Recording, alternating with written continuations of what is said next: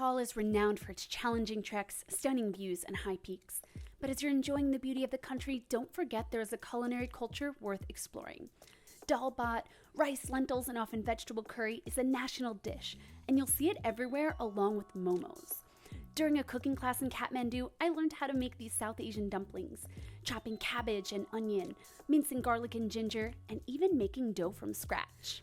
Momos are stuffed with everything from buffalo to chicken to veggies and beyond, even chocolate. They can be fried or steamed, spicy or mild, and are served with delicious sauces. I may be biased, but these were the best momos I had in Nepal. Another way to explore local food is via a breakfast tour.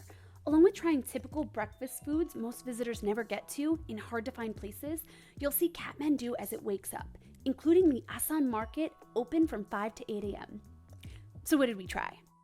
Potatoes with sweet semolina, fried rice bread with milk tea, and spicy chickpea curry, just to name a few. Between bites, we visited local stupas and temples and met the locals whose food keeps the city delicious. We also learned some local folklore. Near temples, it's common to feed the pigeons to draw them together, then run through the bird crowd. As they fly away, their flapping wings are thought to transfer energy to the people below. Something else that gives me energy? The jeri swari haluwa from Shree Kumari Bakery, which tastes like the Nepali version of funnel cake and offers a sweet ending to a delicious day in Kathmandu.